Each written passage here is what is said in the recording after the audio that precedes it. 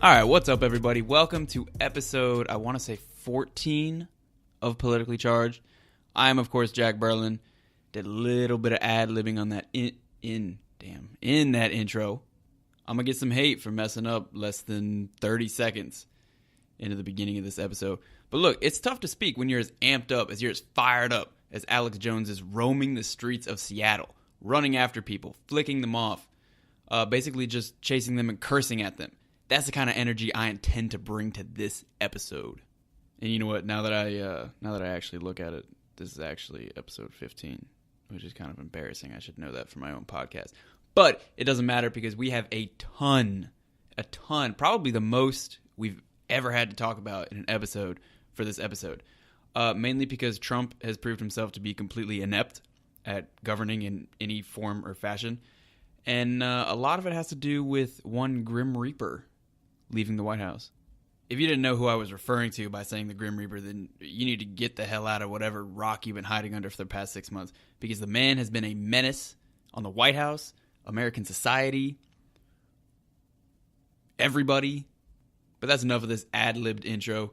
Doing this all off the top, seeing if I can do it, bringing you only the best in high-quality content.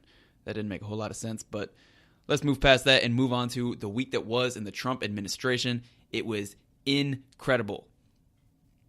If you were a white supremacist. It all started with, let's see, what was it called? The Unite the Right rally in Charlottesville, where a total of 3 people died, many, many more than that were injured. And Trump, of course, being the fantastic, amazing, incredible president that he is, basically vouched for the white supremacists as good people who were egged on by those involved in the counter-protest. How in the hell does that make any sense? And how in the hell does that come out of a president's mouth? He initially issued a statement blaming many sides for the violence, which led to pretty much immediate criticism and backlash from people on both sides of the aisles, including people like Lindsey Graham, John McCain. You have former presidents George H.W. and George W. Bush both issuing statements, not mentioning Trump by name, but attacking what he did not attack, which is white supremacy. On Monday, President Trump did actually issue a statement condemning white supremacists, but it looked extremely, extremely painful to him. It did not appear that he meant it at all. It appeared to just be lip service. Obviously, I'm not on the inside, but if somebody like Alex Jones can say with certainty that he meant it, then I can say with certainty that he did not. Tuesday, it was followed up by what appeared to be unscripted, kind of impromptu remarks where Trump pretty much just went back to many sides were responsible for the violence, which is complete BS.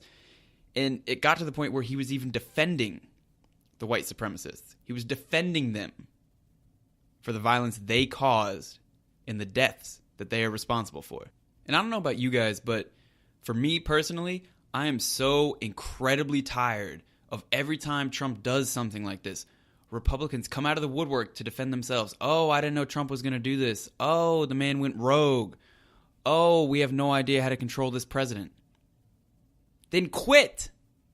Why are you still working for this man? First of all, if your employer is bound to go rogue like that and embarrass you, you should quit. Simply off your morals. Second of all, what Trump has said, what Trump has done since he entered the race, he's proven himself to be completely immoral and in no way, shape, or form qualified to hold a leadership position in business, in anything, much less the freaking president of the United States. But yet,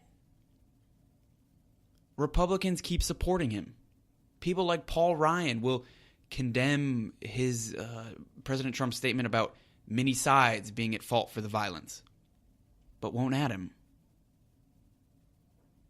A ton of these Republicans this past week have called Trump out in one form or another, but haven't added him.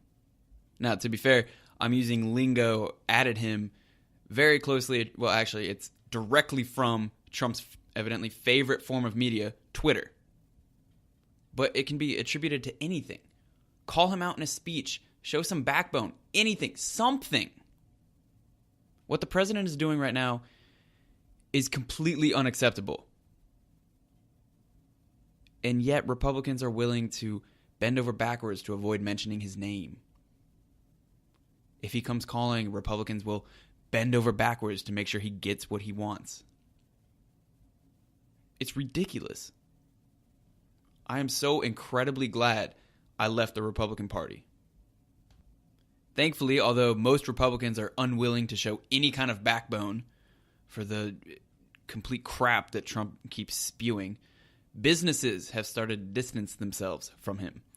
Early in his presidency, it kind of gave off the appearance that a ton of businesses feared Trump, that they just wanted to be on his good side. So when he offered them a position to join so-and-so council, they would join, simply to keep the president at bay, which is something that really never, should happen. But CEOs have started pulling out on him. Trump has so far disbanded two councils, simply to avoid the embarrassment that appeared to be inevitable of all the CEOs of those councils pulling out. The problem for me here is that, yes, you showed more backbone than 99.9% of the Republican Party in distancing yourself from Trump. And in some cases, some CEOs actually publicly reprimanded the president for his hateful rhetoric. What happens if Trump's popularity swings back around? Will these same CEOs that have pulled their companies out of his councils, will they come crawling back to Trump? I don't know. I don't think anybody really knows. But if they do, then this show of quitting these councils is for nothing. It was simply to curry favor with consumers who, at this point in time, Trump has the lowest approval rating of any president this far into his presidency. It's easy to distance yourself from somebody when they're down.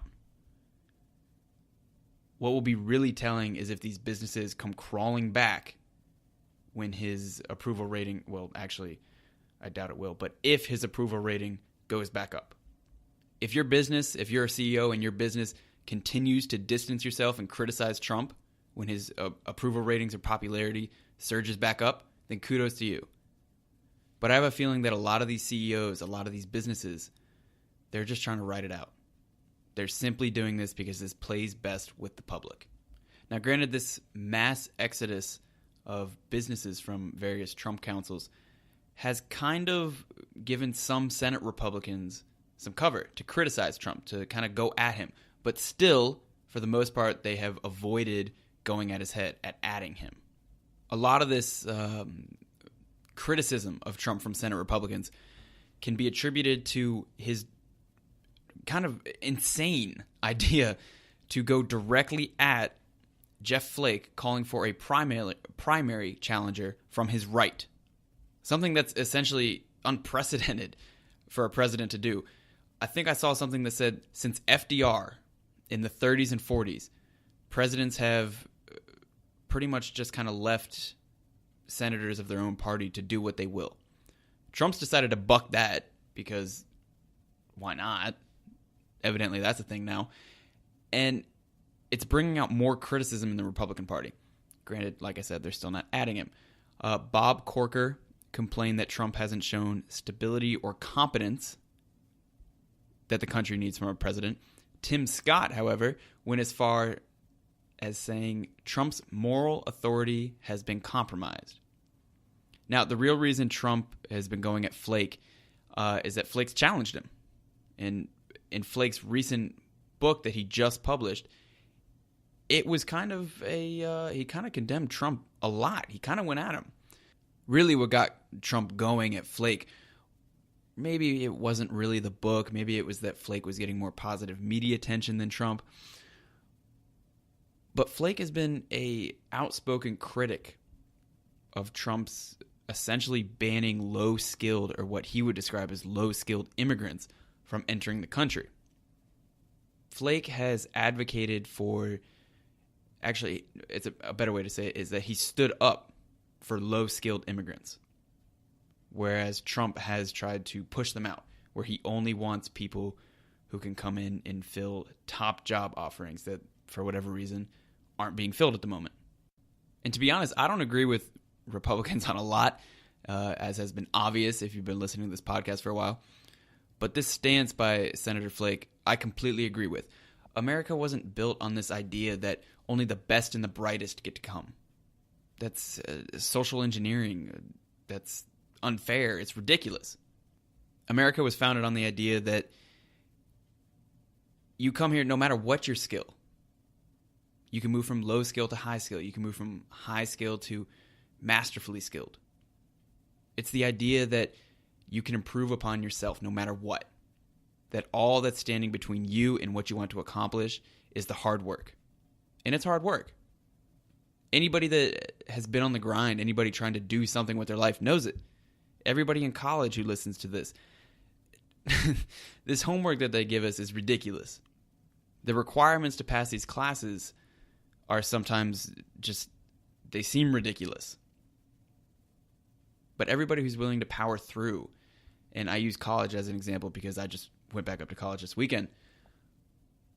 Everybody who's able to power through those little things that seem to hold them back, those little things that kind of gnaw away at them, that kind of knock them down.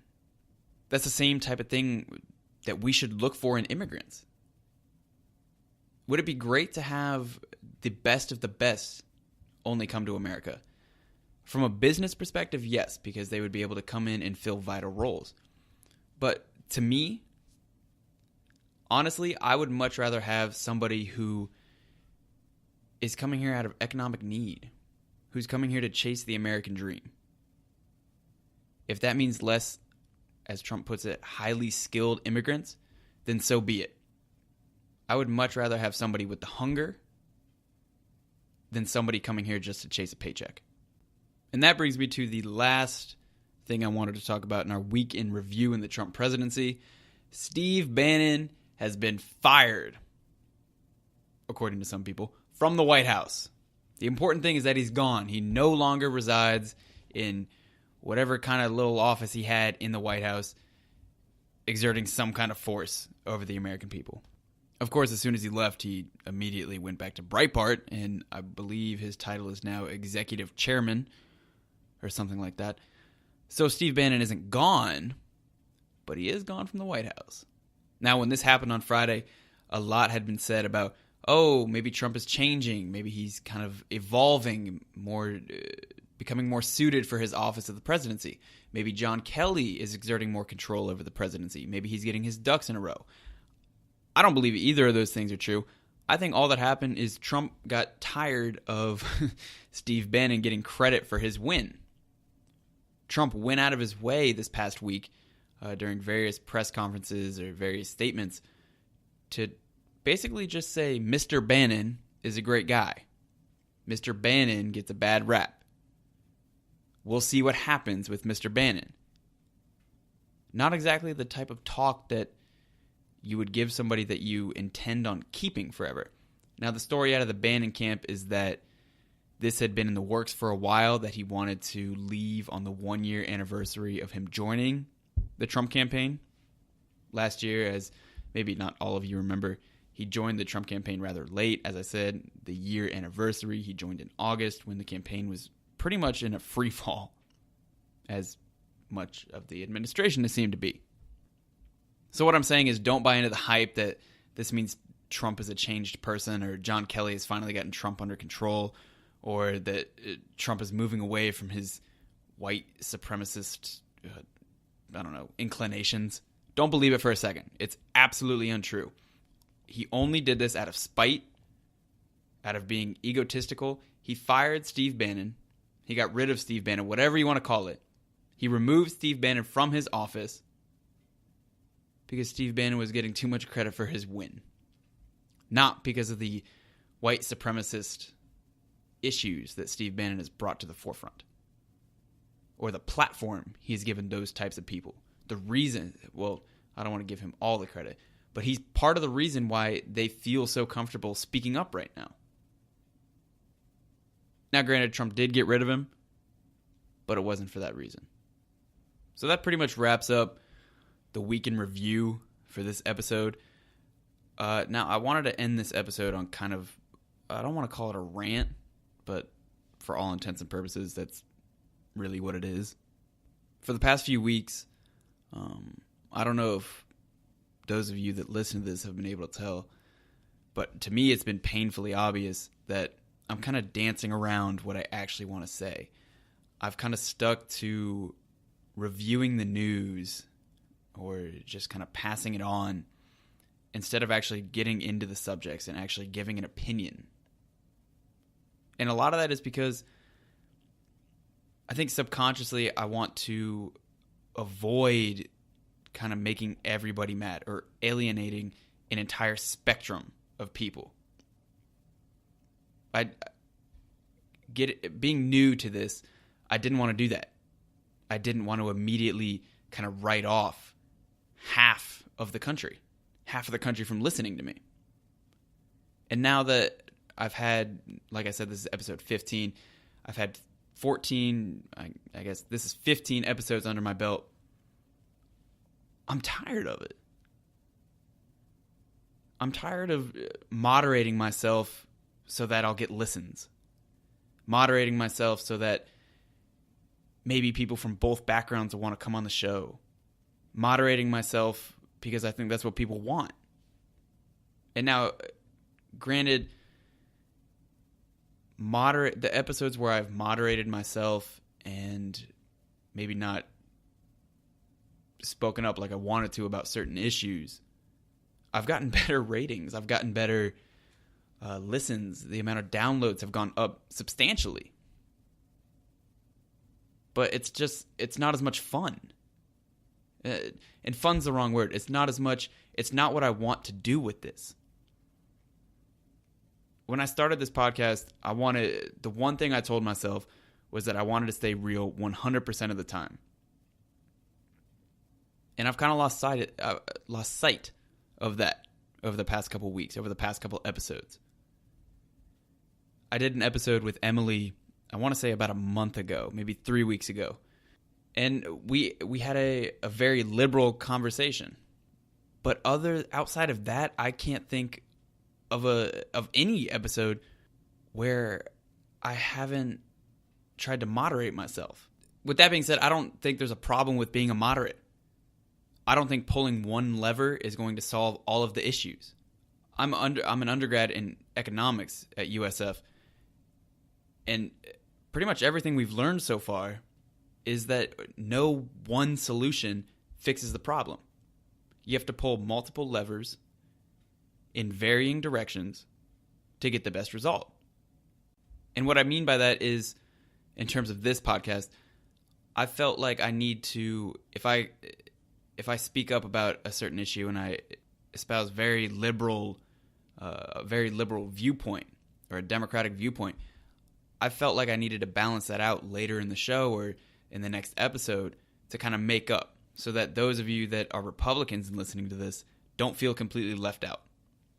And I still don't want those of you that are Republicans or libertarians or really anything other than Democrats to feel left out. I want you to enjoy the show. I want you to tune in because I think that I'm giving an honest version of the news. Yes, I'm a Democrat, and yes, this episode in particular has been very skewed to the left, but the right's version of events, they're not Republican. They're not conservative. They've been hijacked by essentially radio talk show hosts. That's essentially the type of Republican Party we have right now. And I haven't wanted to completely write that off because I don't want to lose off the bat 50% of the audience. But like I said, when I got into this podcast, the one thing I told myself is that I would always be 100% real. And I've lost sight of that. I admittedly have completely lost sight of that, and I've moderated myself way too much. So from this point on, I'm giving you guys 100% what I actually think about every situation. If there's something you want to hear me directly address on an episode, let me know. Reach out on Twitter, Facebook, Instagram, anything. I monitor all of them. I may not be super active on them, but I monitor all of them. I see everything that comes in.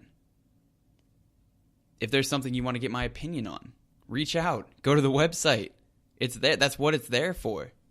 But I'm tired of feeling constricted in in the viewpoints that I give a voice to on this. And so I'm going to stop doing that. I'm going to stop moderating myself. I'm giving 100% real. I'm giving whatever I think at that moment, I'm giving it. And later down the line, may it come back to hurt me? Maybe. Could it come back to hurt me in 2 weeks? Maybe. But to me, it's much more important to be real and to be accountable for what I think, even if I change my opinions down the road, than it is to kind of try to thread the needle and try to be the person that everybody would want to listen to. I just don't care about that anymore. The past couple weeks, I've stopped paying attention to my numbers. Yesterday and today, I went back and looked to kind of try to validate this idea, and it turns out I was completely right. The episodes where I moderated myself more, there were more views, there were more downloads, there were more immediate playbacks that I've gotten very far away from what I actually started doing this for. So the point of this whole rant is that, one, from this point on, I'm going to be 100% real in what I think, what I feel, anything that pops in my head about what's going on politically, in the news, in sports. If you listen to It Can't Be Arrogance, I'm going to give you guys 100% real. I don't care if I run for city council, if I run for the school board, or if I'm running for president. From this point on, it will be 100% real. Point number 2 is that if you guys feel this way, if you feel that you're kind of silencing yourself because you're afraid of what other people will think, I guarantee you will feel 1,000 times better than you feel right now if you actually give a voice to what you believe needs to happen, or what you believe needs to go on, or what you believe about any type of situation. Just be yourself. Don't try to limit yourself because you think other people will like that version of you more. They may like that more. You may become more popular. Your retweets and your favorites may go up. Your likes on Instagram may go up. But you yourself are going to feel worse about it. And that's honestly what I've felt the past couple episodes. The views and the listens and the playbacks have all been up, but I have not been proud of what I've put out over the past couple weeks.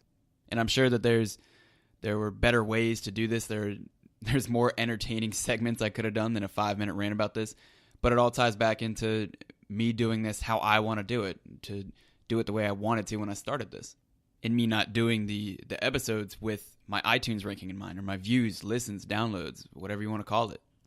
So that's enough of me ranting. Thank you very much for listening to this episode of Politically Charged. I'm, of course, Jack Berlin. This has been episode 15. If you want to reach out, if you want to get in contact, politicallycharged.us, Twitter, Facebook. The Instagram account is going to get back to doing things. I kind of fell off the wagon a little tiny bit in the past couple weeks, but we're getting back to it. Or if you take nothing else away from this episode, make sure it's that to be 100% you, to be true to yourself 100% of the time. There's nothing more valuable than that. And with that, we out.